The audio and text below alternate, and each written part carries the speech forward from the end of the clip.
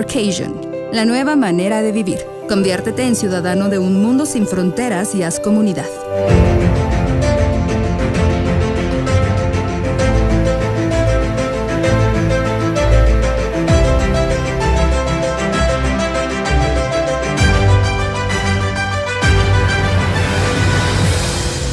Invierte en lo que amas, en lo que te hace feliz. Invierte en ti. Free.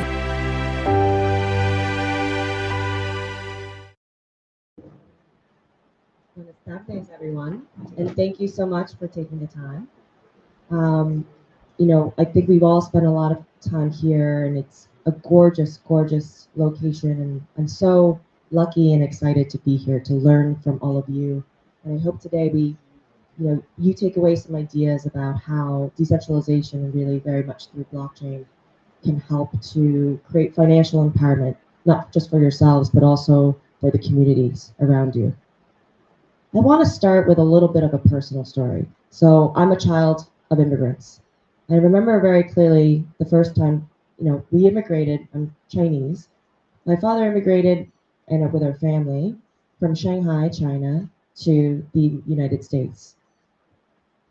And he needed to buy a car because in America, you need a car to travel. He wanted to purchase a car, so he was looking for the lease or for financing. And he always thought he had excellent credit. And in China, excellent credit means that you've never borrowed any money, that you've always paid cash, that you've always paid, that you have no debts. The exact opposite is true in America. He came to find out. They denied him a loan because he had no credit history. So he couldn't borrow or lease, and he had to purchase in cash for everything. Now, what does that kind of mean? The system's endemic across a number of different jurisdictions and regions are very different. Because in America, the way that you gain trust with a financial institution is you show that you have borrowed money and you're able to return the money, and that's how you build credit. In China, it's different, right? And in the UAE, you have to have lived there for upwards of 2 years in order to even just purchase property or get a mortgage. So all the rules are different, and therefore there's very different rules to financial access depending on where you are. But blockchain and blockchain technology seeks to solve a lot of those barriers that we had talked about in the earlier panel, for them to come down. The main thesis of blockchain is really to provide a trustless, permissionless, and seamless way for people to exchange assets. Right now, they're digital assets. Hopefully, in some time soon, it will be real assets like properties, like pieces of art, and to have identities and histories to be carried with that. So, my father not being able to get a loan for a car is a very small issue. But what we know now is that there are many, many people in communities across the world that are underbanked or unbanked, meaning they don't have access to any financial institutions. I think we're all lucky here that we have access to banks and things of that nature, but there are many people across the world that are unbanked and unserved. So if you had to take a guess, what % of the world that are adults, right, do not have access to a bank, 60. Are unbanked? 60%. Okay, we have 60. Anyone else? Okay, 60 is a bit high. That means like that means like 2/3 of the people that are unbanked, but it's actually 30%, which is a lot. So in a world of 5 billion adults, 1.5 billion of them don't interact with a financial institution. There are a lot of barriers in the way. Think about that, right? Not us necessarily, but think about it. There are people that have limited access because they live in rural communities, and the closest bank is 2 hours away. So you're probably not going to open a bank, because if you need to withdraw money, you're not driving 2 hours each time to do that. There are people that are nomadic, that do not have a permanent home or address, and banks require you to have a permanent address for anything. There are people that have no identity, refugees, native populations, home births. They're very common across the world in those situations. And then there are those that are too young for a bank account. When Kian wanted to start a lemonade stand, there was no bank account that he was putting that money in, or maybe even too old, because again, that accessibility. And of course, banks serve, and intermediaries and financial institutions serve with high transaction fees. So there's a cost barrier. So what happens? What happens to service these 1.5 billion underbanked and unbanked populations?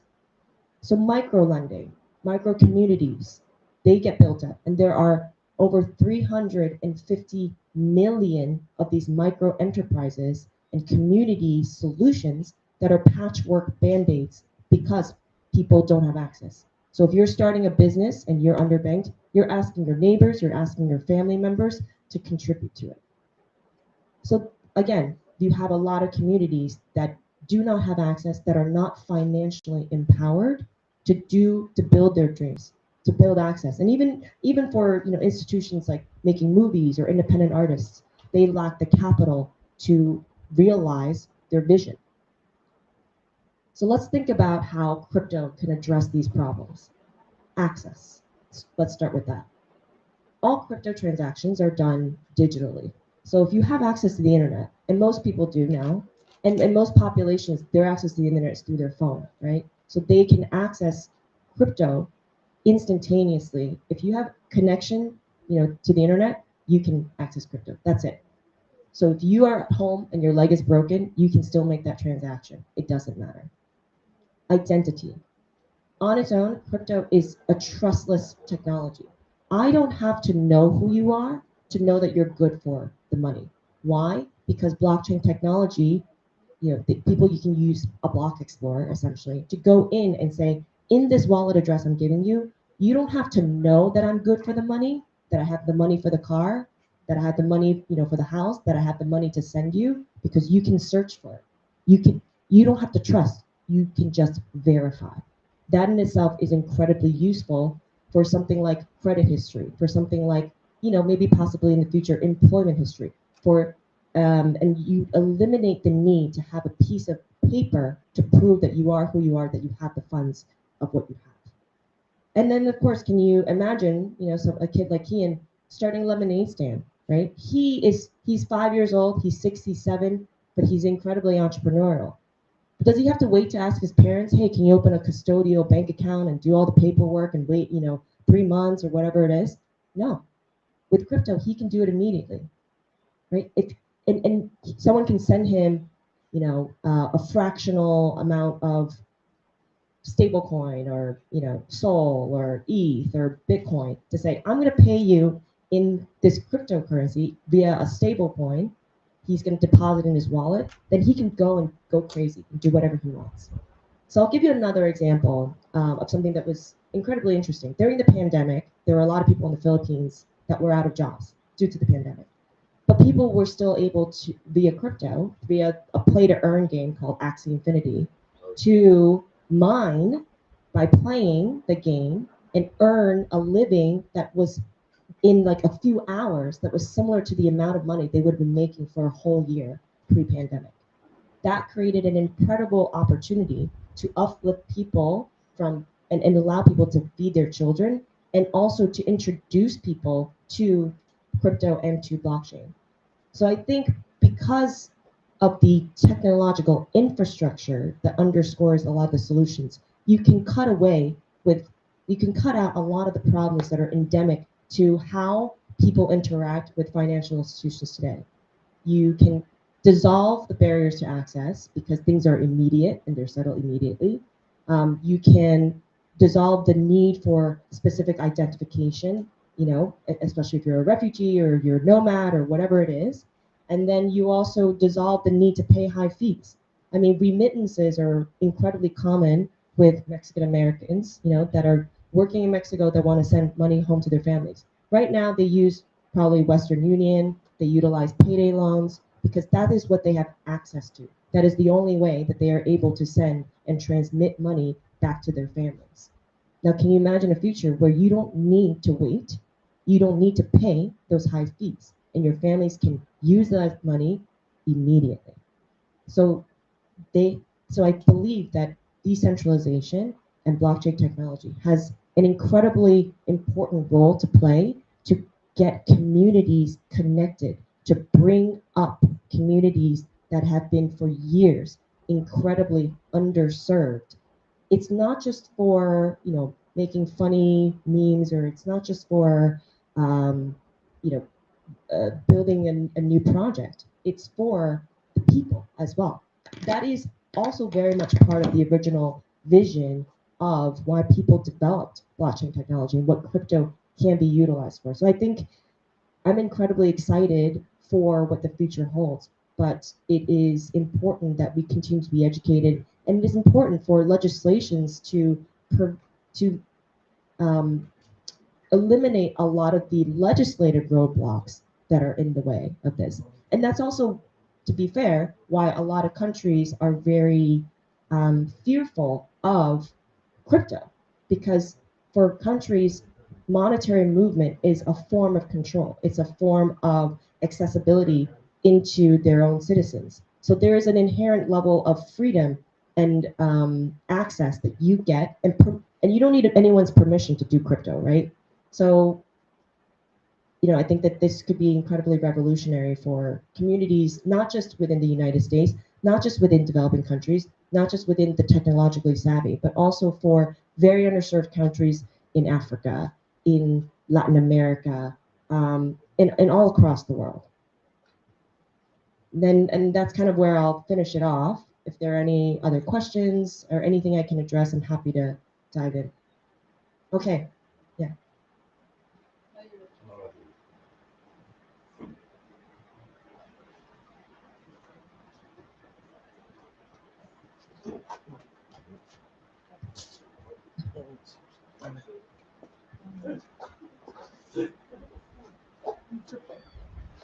I can just ask. Yeah, sure. So, And I can repeat the question for the recording purposes.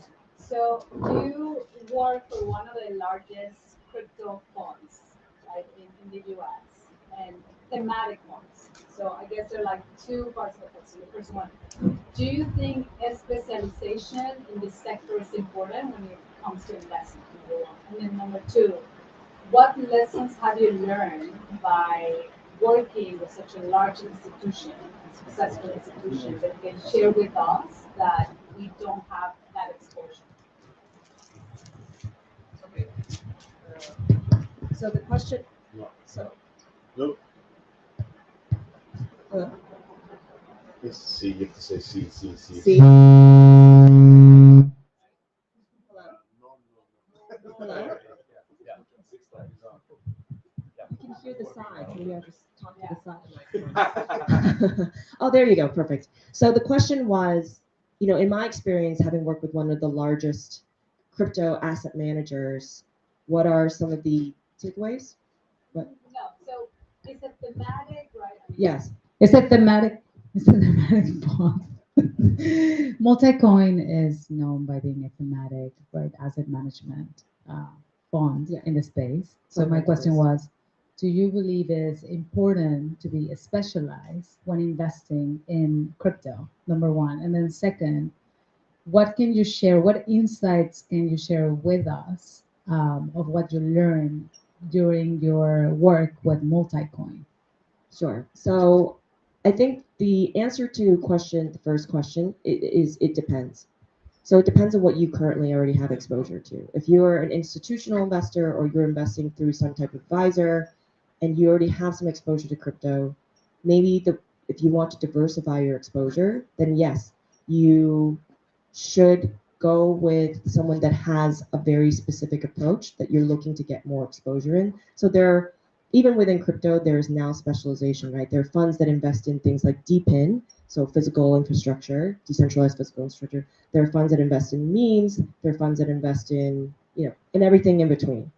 But I would say that if you are just looking to get started and you want some exposure, some access, and you have a long held belief that crypto is the future and you think that asset class will continue to appreciate, then investing with a more generalist approach is a good way for you to get at least some exposure. And I think what a lot of things start happening for people as they get into cryptos, they want to know more and they want to, and there's something that clicks. For you, it might be art. For someone else, it might be building new infrastructure. For someone else, it might be looking at mapping data. And crypto has the ability, because again, it's just like technology. It's just like the internet. It can hit all of these different sectors. And what you really want to do when you're specializing or when you're looking at a particular sector, and even when you're diving into crypto, is you want someone that has expertise, you want someone that has network, you want someone that has had the growing pains, that have maybe suffered a couple of, that have been burned Crypto before. winters. Yeah, rug burn is kind of what rug that in rugged. You want someone that has that qualified experience to help guide you, because it is. I always make the analogy of crypto is like the wild, wild west. There's a lot of opportunity there. There are also a lot of roadblocks that might be in your way in terms of just learning and getting to that western side. And then, it's helpful to have a guide there with you when you're trying to navigate. So certainly, that was certainly the opinions of a lot of the investor base that ultimately ended up investing in Multicoin, because it is a full-time job. You cannot read one article and say, now I know everything. It is impossible. And even when you're deeply within the space, it is changing so quickly that it is hard to keep up. And if crypto is part of your portfolio, and I think and a lot of people here, especially in the panel prior, are of the opinion that it should, and you're allocating to it, then you should do it with a manager or a fund of funds manager that has that accessibility, that has that access to the different thinking and frameworks and strategies, and that knows the space to be able to say, this one is good, this is a bad actor. Because the crypto space is still very small, and everyone knows each other. And so having that service is very important to making sure that if you want to sit back and not think about it, go make the right decisions there. Thank you. What was the second question? What insights can you share with us that you yes. learned by working with them? Yeah, I mean that is part of the insights, right? It's very much, it is a full-time job. It is exhausting because the market doesn't close. You don't then, and also when you are asleep, Asia is awake and they're trading, and that will impact your price. When you are learning about one side, some other new project is popping up, and it's constantly changing. And that's why a lot of social media is very important into sourcing information from a crypto perspective, because the developments are not taking days or months. They're taking hours to develop. Like a theme might develop within a couple of hours because a group of people with ideas got together, and they propagate. And when we were just earlier talking about AI is entering it, right? Because they have Goat, that was like a new coin that was spun off of AI creating a religion amongst themselves, and then AI is now worth millions. This unknown entity is now worth, inanimate entity is worth millions because they're trading their own coin. I mean, it is just crazy. Like, it's the wild, wild west. And the paradigms are all changing and shifting because we cannot even conceive of the possibilities of what's going to happen next. And our own little human brains are like, I have trouble keeping up with what's going on. So, that's kind of one of the takeaways is, if you want access to the space and you want to still be able to sleep at night, you, outside of maybe, buying a couple of Bitcoin or, whatever tokens, or maybe through the ETF or whatnot, if you want to learn more about the space, definitely do it. I would say do it through a third party, because you're not going to be able to have that much time. You have children, you have other investments, you have other businesses to run, and that should take a priority in your life rather than going into Discord channels or talking to a guy on Twitter at 2 a.m. You wouldn't trade your kid for a couple Bitcoin? I'm sure someone out there. I mean, look, if Bitcoin's like $10 billion, we'll talk. You can always pop out another kid. So, just kidding. Okay, I have a study case. Sure. I've been developing with some partners from some years ago a platform to showcase filmmakers and to connect them in all Latin America, Mexico and Latin America. We had a launch 2 years ago. We had some problems, technical problems, and now we're trying to launch next year. And we've been thinking about integrating tokenization and blockchain and smart contracts and NFTs since like 3 years ago. But in the first instance, we find that there's a lot of resistance just from building this, how to say, trust between filmmakers in a digital platform, Mhm. and then adding up the NFT and the blockchain and tokenization, it makes it like creates more resistance from the community. Sure. I feel. Do you have like any advice in how could you create trust in this already untrusty environment? Mhm. Yeah, so I think I would approach it this way. Um, in your particular instance, you're very much looking for how do I create trust with crypto, with the current group of people that I know, right? That are current actors. And I think what crypto does is broaden the group that you can appeal to, right? So right now you're like, oh, if I'm creating a film in Mexico, it'll be Mexicans that understand the language that, want to see the film. But I think bigger than that is kind of what I would say, because you have now a global audience, right? I think the internet did that for a lot of people because you now can share your work with a global audience. Crypto is you can share the exchange of access to capital with a global audience. Now, crypto isn't going to solve the problems right away. I would say there's still ways to go. This is the reason why we're still early, because there's still a lot of friction, like you mentioned, and I agree with you. There's still a lot of friction that exists because of how business is currently being done and the needs that are still created by the endemic systems, the incumbent systems with how business is being done. So there is an until people have used it and gotten used to it, that friction will still exist. But what it is aiming to do is as people get more familiarized with transacting on the blockchain, as people have done more transactions, I think you'll see that friction go down and people will realize, oh yeah, I don't need to trust you. I can see it on the blockchain, right? Because a lot of people are like, well, what is this extra thing that I need to do? Why is it useful? So there's a big educational friction bump that still needs to happen before you can launch, because you might be a believer and maybe people that have grown up with crypto in their day-to-day lives might be a believer, but the friction will always exist when it's a new idea, when people have to onboard into a new system. And what is currently being done right now, which is kind of like the next step, is creating an easier on-ramp system for everyday users. Right now it's still a very niche amount of people that know how to operate, that know how to move in this circle. Hopefully, with the fact that it is crypto and with more education, people will become curious and they will, and as soon as like you start using it and start working it, it becomes obvious, why you should use this phone. Like it's like with any technology. In the beginning, you're like using a personal computer. You're like, I don't even know how to type. Why don't I just write this by hand? And with the phone too. When I had an iPhone, I was like, I like my BlackBerry. It has all the keys. I don't want to touch a screen.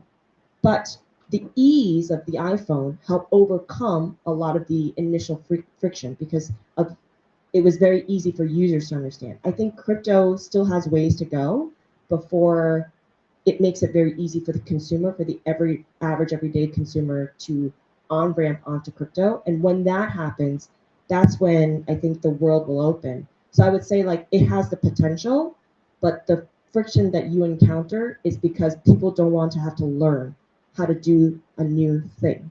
And that's going to be the case until it becomes more widely acceptable.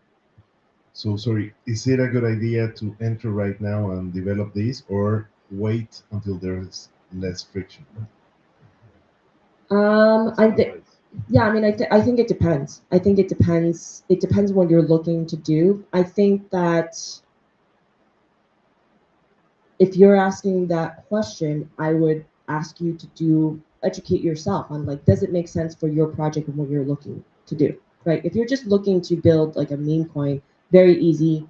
Everyone, has the same value proposition here. If you're really looking for it to give you access to projects and find new people, like here's the thing: people think that, oh, crypto will solve my problems. No, there's still a human element. You still have to brand. You still have to find the right people. You still have to find your fans. You're not just searching. It's just now enabling you to get to know these fans and get connected and get money from them easier. But you still have to do the grunt work of finding the right people to and getting them to your project. That marketing piece is still necessary. It's just like the background work is easier if you do it, through a blockchain or through NFT. You don't have to say, I made this NFT. The NFT allows you to say, you hold this NFT and now you will automatically get a royalty. I don't have to write you a check every time. But you still have to convince someone to buy the NFT, right? That work is not being done for you. That work is still part of the process. And that's what I'm saying. That friction will still exist. It's just that when that friction goes away, then the transactions are a lot easier. The exchange of the assets are a lot easier.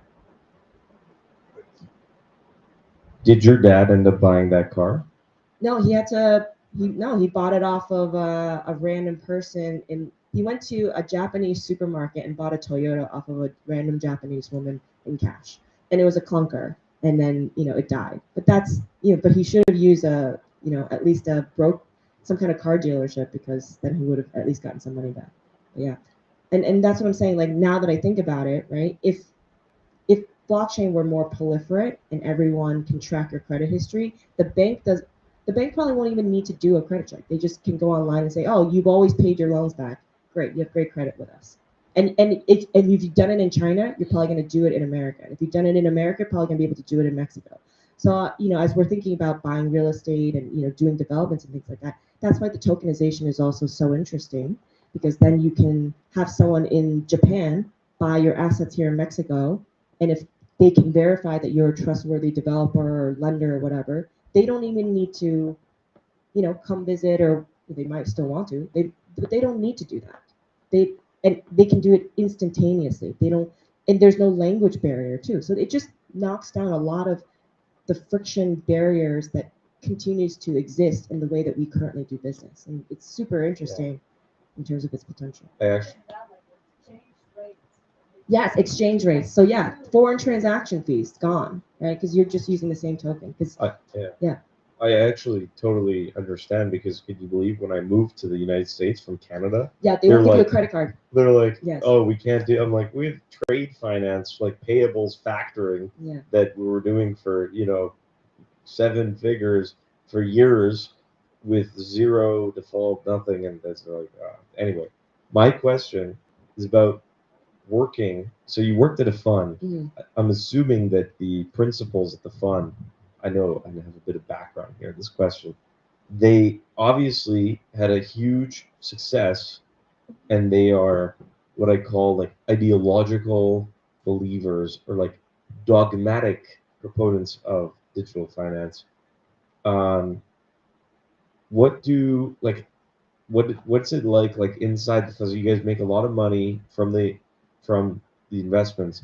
Now do they like diversify and just decide to like park that money into a million different things, like some real estate in Fiji, some space exploration, private equity, or are they just super aligned in their ideology to the point where they also just go all in with the profits back into crypto? Yeah, so the GPs and the employees of the fund are the biggest investor in their fund. And because of that, there's actually pretty good fund and alignment in terms of the GPs that are making money for the LPs. So in that sense, they are aligned. Now, I don't know what they're doing on their personal accounts, but these people are in crypto, and they started because they themselves were trading crypto personally, and then they were doing a very good job, and then their friends asked, and then they helped spin up a fund. So from what I know, they're still very heavily allocated to crypto. But in terms of their own personal account details, I don't really have insight. Vibes, though. Tell us about vibes. I mean, they're all in on crypto. No, I mean in terms of like, do you think that it's dangerous that if all the crypto, like all of the people that are in crypto, just end up investing only in crypto, or do we still need non-crypto asset classes to have a percentage of allocation? I think it depends on your risk tolerance. They have higher, I mean, to be honest, they have higher risk tolerance than me. I'm not fully allocated into crypto. Crypto is certainly part of my personal, account, a portfolio, but I am also more risk averse on a personal level, right? For me, I think crypto is just very interesting from a technology perspective and what it can do to essentially uplift other communities that are underserved right now.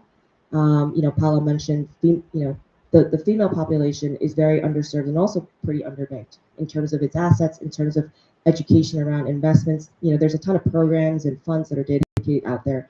And I always tell every woman that I come across that don't know about crypto, I'm like, please find out more. It doesn't matter. I'm like, buy a little bit. And then if you're interested and if it makes you money, continue to dig in further, because I don't want women to lose out on a money making, kind of opportunity. Like we've missed out, females have missed out on like the last many, many, many waves. We missed out on the tech bubble. We might miss out on AI. And now we have crypto that we're missing out on because there are barriers to entry from an educational perspective. And I think that that's also incredibly important. Can you imagine if like the mothers of the world, that are taking care of their babies are also, day traders? Because you can do that. You can just do that from your phone and they're making money for their children and they can give their communities better lives, because actually women have been shown that when women make money, they put it back into their communities, into their families. And as globally, you can uplift a lot of people through that, right? Because they have easy access, right? And then if they want to raise a business, heck, who knows? Maybe like the next multi-billion trillion dollar business is from some person, not Bill Gates in his garage, but a single mom in India. Very possible. Wasn't possible 2,000 years ago. Wasn't possible 100 years ago. Maybe it wasn't possible 10 years ago, but might be possible 10 years from now. Like, how amazing is that? I think you were talking just about the geniuses that we've all missed out on because they don't have access to the same resources that we all now have access to, right? So we have access to AI. It can teach us everything. It has all the information at our fingertips on our phones. Amazing, amazing. And now with blockchain, you can participate in that technology. You can gain monetary funds from that technology, from being more educated about something. And I think that there's a lot of opportunities here, and just because of a few other people have been made very wealthy doesn't mean that the game is over for everyone else. Thank you, Cathy. I don't know, this kind of related. Yeah. I love we talked yesterday, so thank you so much. Sorry. So what about the sustainable practices? Now that you're mentioning real estate, I just think the green building certifications, all these things, it's really interesting because it can actually move towards transparency. Mm-hmm. And how do you actually feel this could also support like the scalability in Mexico real estate towards these new practices that we actually need? You're talking about sustainability in terms of like crypto mining, or sustainability? No, sustainability in terms of transparency and being honest about if this actually, okay, I acquired that land or Mhm. property or that fractional ownership, and I think it's interesting. I don't Yeah. know, a lot of people are exploring that, but Yes. what do you think about that? No, I think think about, I don't know if there's a concept of title insurance here in Mexico, but in the US, it is a business with large, large, large margins, because the title is basically, you have it with cars, you have it with real estate, to say that you are the actual owner. So if you're selling, a house that was built, in 1950s to someone in 2024, you want to make sure that no one in between those, 70 years owned the house that wasn't the original owner, that when you buy the house, that it's actually yours. So there's companies, title insurance companies, that will do research for you and say, okay, yes, the prior owner was Paula, and Paula is the owner, and she's now selling you, Cathy, the house.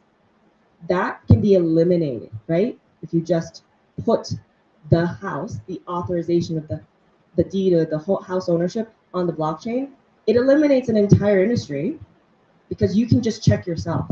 and say, yes, of course, Paula was the owner. And now she's transferring ownership or tokenized ownership, whatever it means, fractionalized ownership of 1/8 of the house to me, Cathy. And now I own it.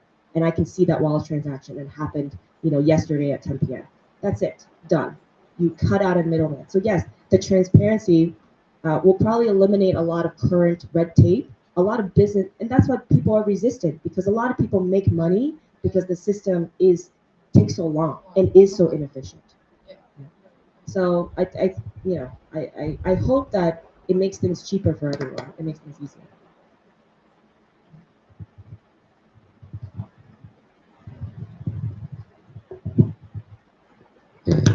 ¿Alguien más?